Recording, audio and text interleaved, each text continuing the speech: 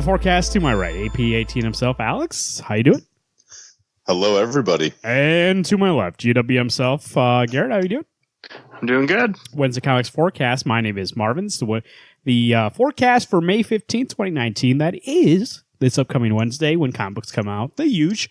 We are here to tell you what books are coming out and what we think will be the best ones coming out. And then just stick around for the end. We tell you about the weather and the road conditions, as any forecast would.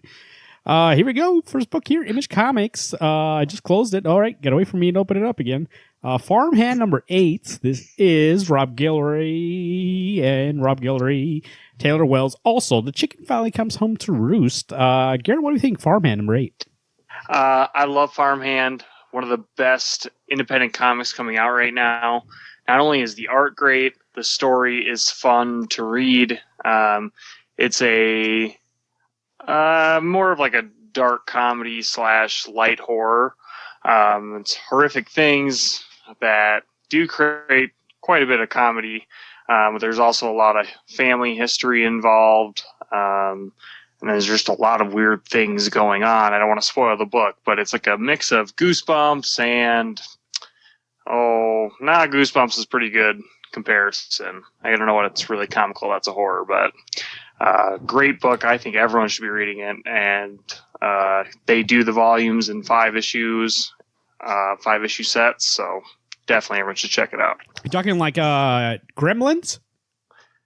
Yeah, maybe Gremlins would be good. Critters? Yes. I like Gremlins. Child's Play? Not Child's Play. That's thinking Little Shop of Horrors. Yeah, Little Shop of Horrors. I like that. Gideon Falls number 13. Jeff Lemire, Dave Stewart, Andrea Sorrentino. Station of the Cross Part 2. Alex, what do we think of Gideon Falls? This book has gone from 0 to 60, and what a 180 turn it did. This is like watching ice skating if ice skating was skating on fire. Sometimes they do that. I don't know what to expect from this book anymore. It was really scary to begin with. It's still scary now, but it's in a weird time loopy. Here's some confusing stuff for you.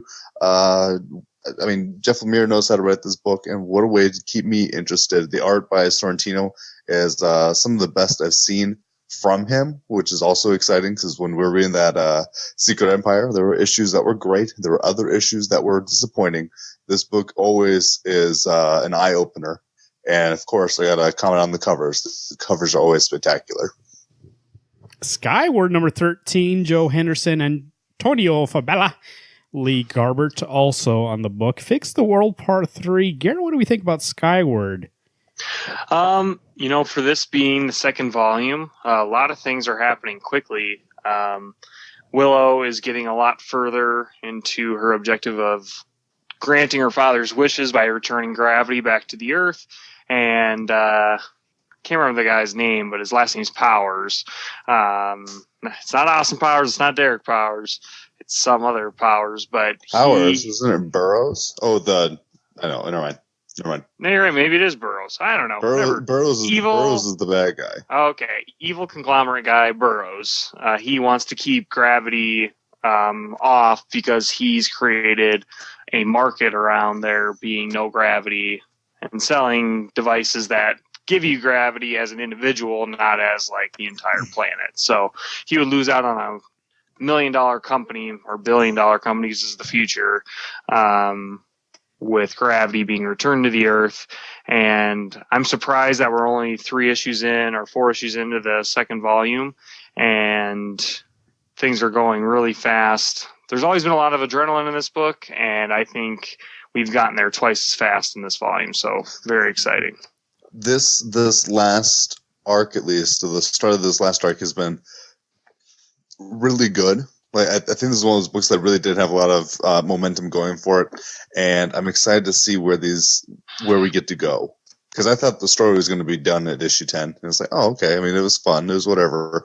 I know that's not the end of the story. We obviously either need to get gravity back, or maybe our main character may die. Who knows? But well, now that I just remembered, they did introduce a character that we thought was dead back into the book. So there's a lot of story to be told there. And we're it's a spoiler, but we are in a different location now than what we had been, which is very interesting. IDW Publishing, TMNT Shredder in Hell, number 3, Mateus Santaluco on art and writing.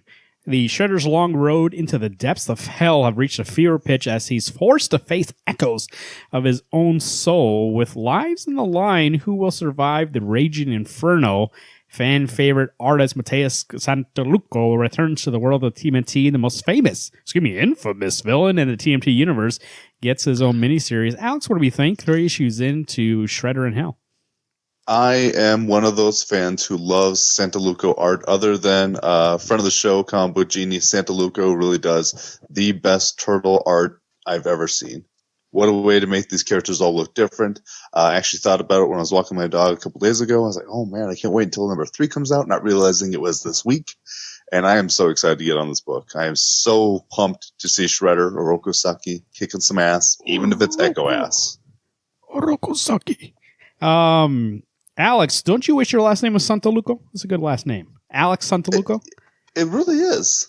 I mean, I love my last name. I love Prostrello, but there is part of me that Santaluco really does kind of roll off the tongue with that little bit of zest that I think I need in my life. And Mateus is a good first name. Why don't you change your whole name? Mateus Santaluco.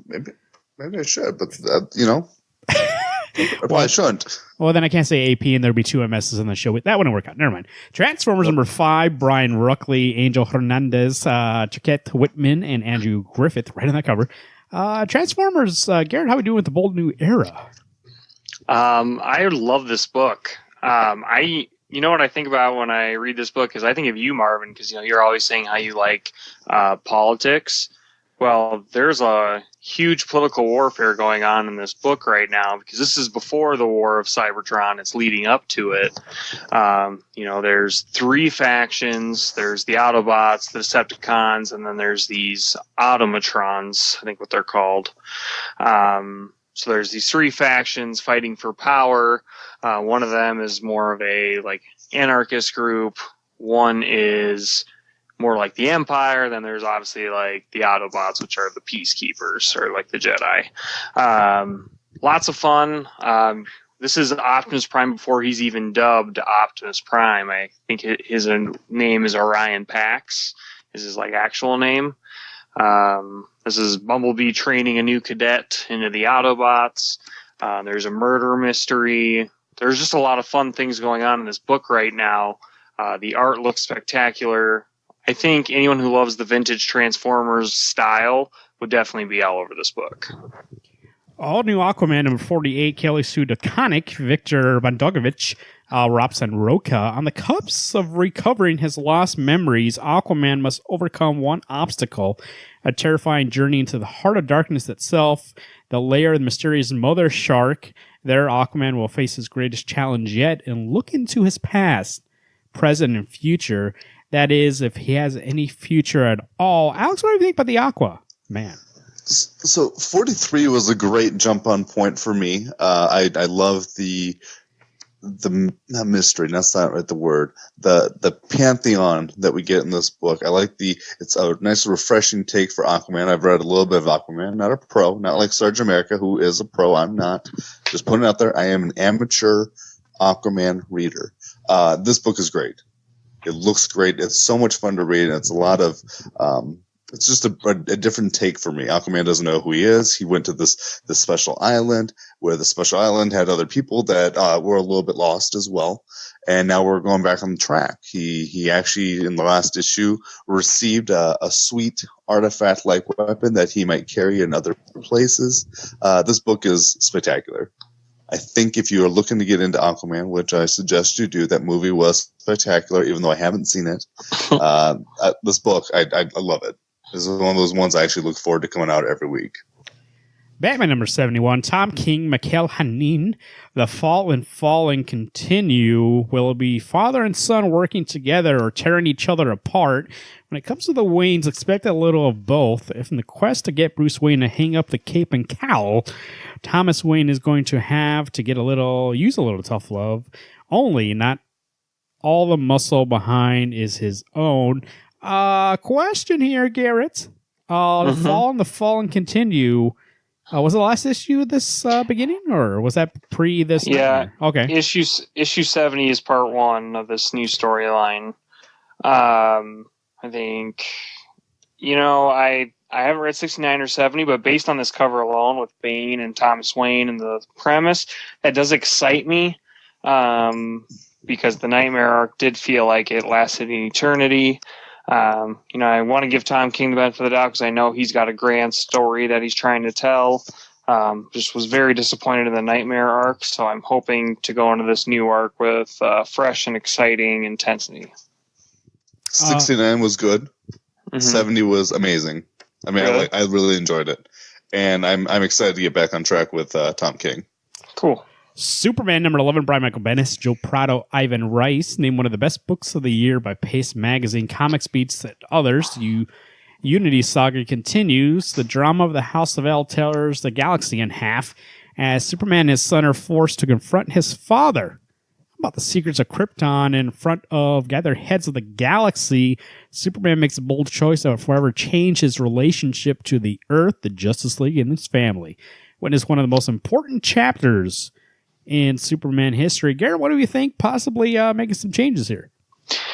Okay, question. What magazine said this is like one of the best series? Pace Magazine, Comics Beat, and more.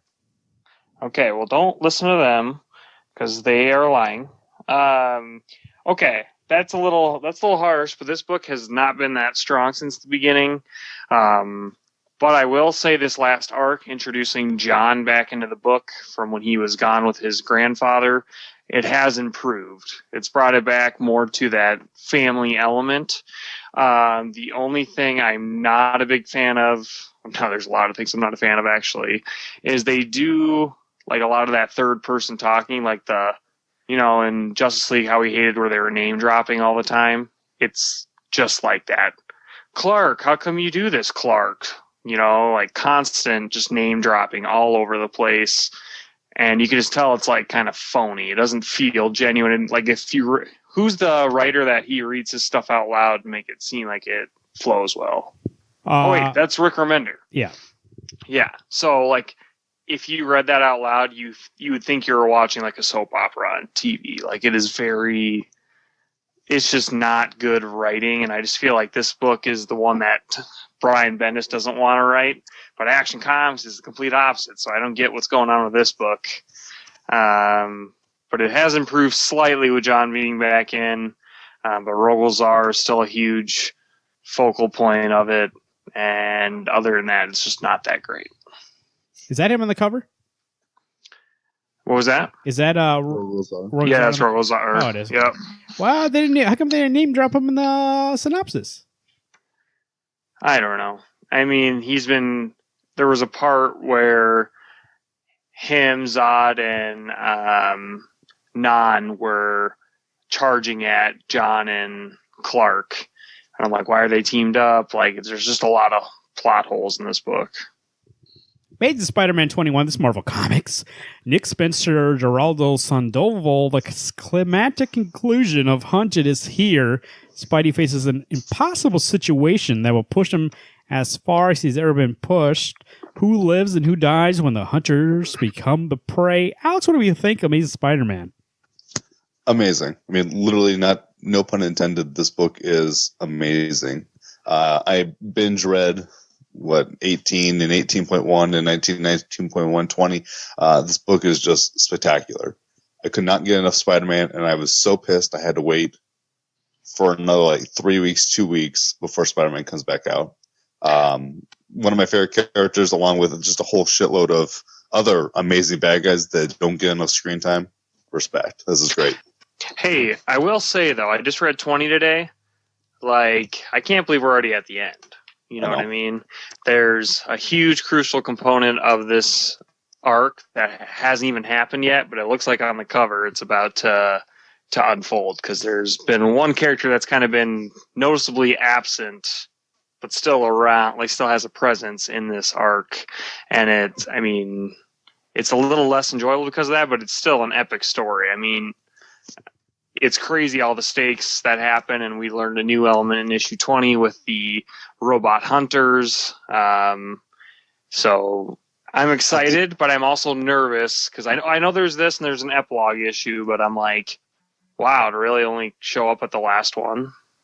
Well, I think my thing for this book that not even just this specific arc, but this book has a lot of heart in it, where there's certain characters, certain people that are being hunted in this book. They're not even like important characters that die that I feel, spoilers, that I feel really tied to. And I think a part of it is those 18.1s. Even if you're like, I don't know if I need to get it, you don't, but it really does give that backstory for you to be like, I love this character. Why haven't I not seen it more often? It's true. Daredevil number 5 from Chip Zdarsky, Marco Cicchetto, accused of murder. Daredevil has been on the run, trying to prove his innocence, but he can't even outrun. But even he can't outrun judgment forever. Don't miss the explosive finale of Chip Zdarsky's first arc on Daredevil. Garrett, what do you think? Daredevil number 5. I've loved this series. You guys got me on this book. I was planning to get it, but it took me forever to catch up on it, and I think it's gold. It's some of the best street-level Daredevil I've read in a long time. Not saying that Mark Waid did a bad job. I just think him and Charles Soule just had different ways of telling a Daredevil story, and I think this is that kind of Netflix dark, gritty Daredevil that a lot of people enjoy, and I think it really works. Guardians of the Galaxy number 5, Donny Cates, Jeff Shaw, David Marquez, right on the cover. Hela hath no fury at the mercy of the goddess of death. Hela's dreams of resurrecting Thanos are finally within reach. But what will the Guardians have to sacrifice in order to prevent that? First off, before we get to Alex and ask him how the book's going, you think somebody at Marvel just doesn't know formatting? Is that why they have bullet points? I just don't understand. Those are not bullet points. Alex, what do we think, Guardians? This was a book that I think Donny Cates was meant to write, and that Jeff Shaw art is, if there's no other reason to get this book, it's for Jeff Shaw. I missed him on the Thanos wins. After seeing him, I was just like, this team needs to come back together. We finally get that team, and the character that I loved so much when they did at the beginning is dead. Spoilers if you're not reading this book. I don't know what to expect, because now there's that part of my brain that still goes, what's going to happen with Thanos? Does he actually, what's going to happen? And I wish that Cosmic Ghost Rider was back on the good guy team, but he's on the other team, and I'm just like, what the hell's going on? So this book is great. Donny Cates, top notch, pointing at you. Jeff Shaw, wish you were on more books. If you're not getting this book and you love Guardians, you need to go back. Paul and Alex, you heard it here first. Go get issue 1 through 5. Don't wait for the trade. Just read the book straight up and be like, hell yeah, the boys at Wednesday Comics knows what's going on. Hey, I will say on this, I did last weekend or 2 weekends ago read Infinity Wars, which was totally worth the read.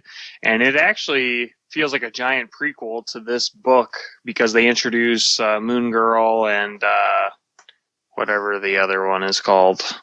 Moon Girl or whatever the two. Moon Dragon. Okay. Moon Dragon and the other one, and then they explain a lot of Star-Lord, the Guardian storyline altogether. So I think I got more foresight into this book after reading Infinity Wars, which is all on Hoopla, or not Hoopla, Comixology Unlimited right now, by the way. Insight? Yes. Did I say foresight? Yeah. Well, Insight. You're either psychic. You're right. Yeah. Insight. That's what I meant. Immortal Hulk number 17, Al Ewing, Joe Bennett, Alex Ross, right on the cover there. This is the Immortal Hulk that finally beat out Batman. Bruce Banner's trapped inside Shadow Base Site A, powerless and hunted by their top assassin. He can't run forever, however. I editorialized that. Let's go back. He can't run forever. He can't change form. He can't survive without the Immortal Hulk, but not the one you think. What do we think, Garrett, with the Immortal Hulk? Pretty exciting stuff right now. I mean, we have Doc Samson back. We have, mysteriously, Rick Jones' grave is empty. And when the Hulk returns to human form, he doesn't come back as Bruce Banner. He comes back as Jim something. Basically the Grey Hulk. So there's another personality inside of Bruce. It's not his dad. It's another one that is like the human form of Grey Hulk. So we get the classic Grey Hulk version of the Hulk in this book. I don't know a whole lot about that character. I haven't really read anything about Grey Hulk, but it'll be interesting to see how he acts as like the opposite of the Hulk compared to Bruce Banner. There you go. War of Realms number 4 of 6. Jason Aaron, Russell Dodderman. Alex, excuse me, no, that's not the right book. Spider-Man Life Story number 3 of 6. Chip Zdarsky, Mark Bagley. The real life story of Spider-Man continues. 1980s this time. Alex, what do you think about the Spider-Man life story? Every time I read one of these issues, all I can think about is what a fool I have been for not reading Ultimate Spider-Man all the way through, because this art by Bagley is amazing. Chip Zdarsky is on the run for top writer of the year for me. No, I don't do what you do. I'm just saying his name. Chip Zdarsky is doing an amazing job, giving me a good test on whether or not he's better than Jeff Lemire, at least this year. Daredevil's been amazing. I love this book, and I'm so pumped to just see every little bit of the story. I know it's only a 6-issue run, which is exciting. It does kind of make me wish that I could see the rest of these issues that would have been like filler information and things like that. This book is a lot of fun. There you go. Chip Zdarsky on Spider-Man.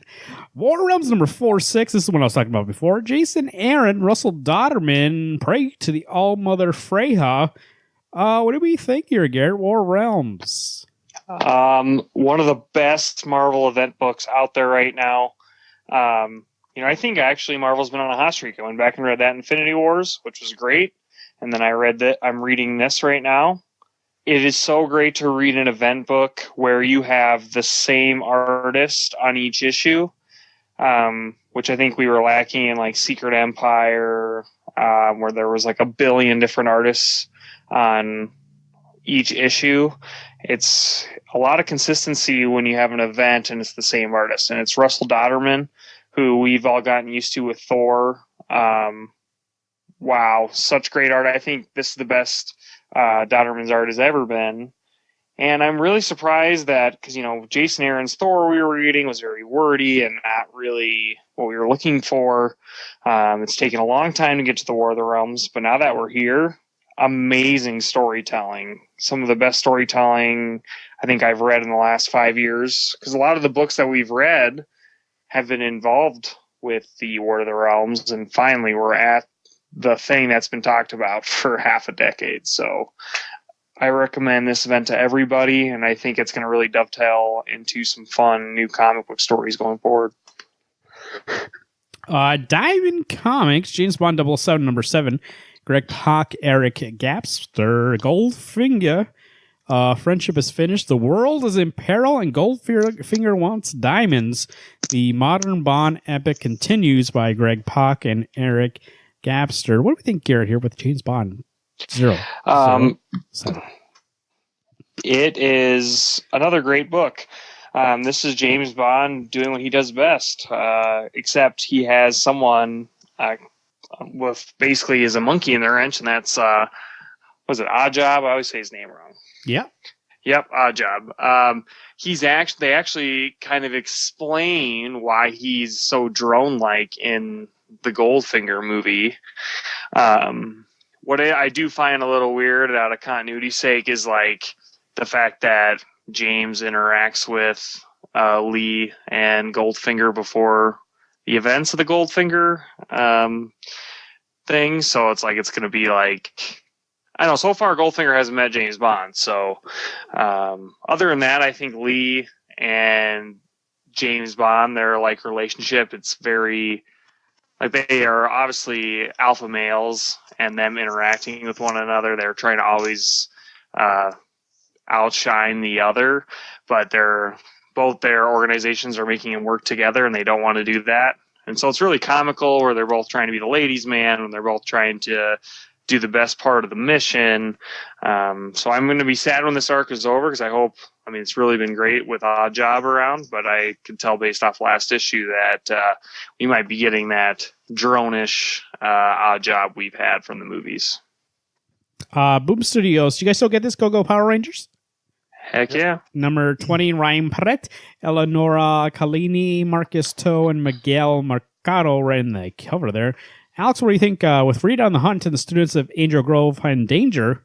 The Rangers are forced to make fast choices to protect their friends. What do you think, Go-Go Power Ranger?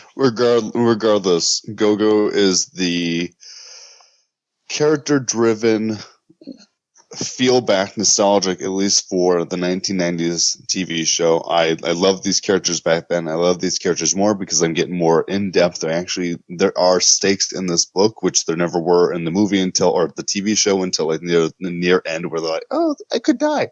You're not going to die. It's fine. You never know what's going to happen in this book. I love it, love it, love it. I am one issue behind. So who knows? Maybe 19 took a shit. Hey, how badass is that cover, though? I know that. Well, that's the thing is this book looks amazing because isn't that Dan Mora right on the cover there? It's not Dan Mora. It's Marcus Toe. Not anymore. I realized he was off the book. I didn't realize that the covers weren't still by Dan Mora. That makes me sad. Well, it's just this cover. Well, it still looks fantastic. It really does look like a Dan Mora cover. So yeah, tricked me. There we go. Alex, what do we think? You missed one. Which one? Black Badge number 10. Oh, where's that baby at? Let's check it out here. Like two books above. A Black Badge number 10. This is Matt Kint, Tyler Jenkins. The badges continue to unravel the mysterious history of the program, learning the secret history of their parents and their roles and the threats that badges must now face. Karen, what do you think about the Black Badge? Black Badge is so much fun. I think we know that Matt Kint can write a compelling story. And this is an original story.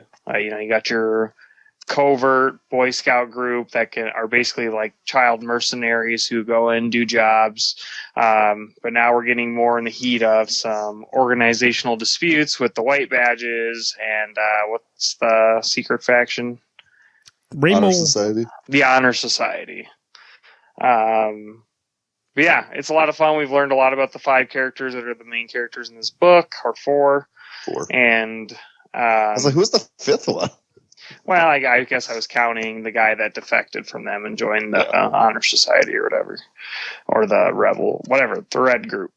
But it is fun. It's a cool book, original storytelling, something that I've never read like it before, and you just wouldn't think that you could make a cool story. Okay, I don't want to piss off every Boy Scout in America, but I didn't think you could have like this cool of a story about Boy Scouts until now. Sorry. Excuse me. Sorry. Have you never seen Red Dawn? Is that the one with Patrick Swayze? Yeah. Alex, what do we think? What looks like the weather is pretty hot this week.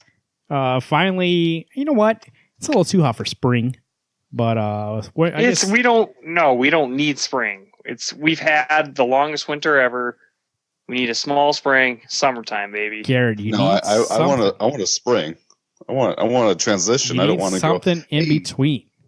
My nards just froze off, and now they're burning on the concrete. What do we think, Alex? How's the weather look like? This week's going to be amazing. It's going to be a little toasty, but men like Gary are going to hang outside without their shirts on, get that tan going, so when they go to the beach, they don't look so pasty white. It's cool. We all do it.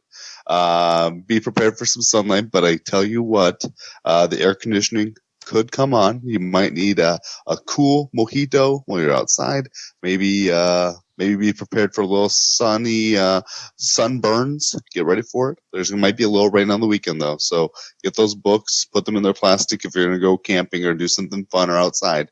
If you're not, you can read them inside safely. Alex, are you saying that me wearing a bunch of sweaters is not going to make me more tan? You said about taking off your shirt. Oh, I thought it was like a Hot Pocket. You put that little outside on it, you put it in there to crisp up? That's right. Well, that doesn't work quite for you. You're going to get all soggy because you're going to sweat, I assume, unless you've got some genetic thing I don't know about. Yeah, probably. Garrett, what do we think about the asphalt? How's it going? Well, it's going to be super hot, so all the moisture has been caked into all these roads, and it's going to get super hot. So I foresee some more cracking, meaning when you drive over those potholes, you might want to go a little fast, otherwise you might get stuck. Otherwise, just keep breaking that road and then order your Domino's, and they'll fix it for you because, we're kind of backed up. But as far as comics are concerned, a lot of great comics coming out this week. So there's a lot of quantity and quality. You definitely want to get to your shop early, or get your cart ready for your online shopping, because as soon as it hits 12:01 or whatever time your shop opens, you want to click buy now. There we go. Comic books for this week. That is 5/16/2019. Is that right? 5/15, excuse me. 5/15/2019. A lot of good books there. So a lot of them I'm excited for. Black Badge, Gideon Falls. Oh, wait, I didn't see what I was looking forward to. Garrett, did you say? What looks to be your pick? I would say War of the Realms #4. And Alex, did you say two? Nope, I didn't say anything. Oh, yet. okay. Oh, you're right. Didn't I say what was your pick? Oh, whatever. Go ahead, Alex. Shudder in Hell #3. I'm going to go Gideon Falls, just because of the time that book comes out. It is like, I'm not going to say the cherry on top of a cake, because I actually don't like cakes, but just a cherry then. I like cherries. There we go. Nice little, like I was saying, nice little week. We got Gideon Falls. We got some Black Badge. You guys got Amazing Spider-Man. We got some Spider-Man life story you guys got. I haven't read it yet. I'll get to it. Chip Zdarsky is a good writer in my book. I'll go ahead and read it. We got some Batman. And guess what, guys? We got some Justice League out this week, too. We need to talk about that. Obviously, I know we're all undercover lovers of Justice League.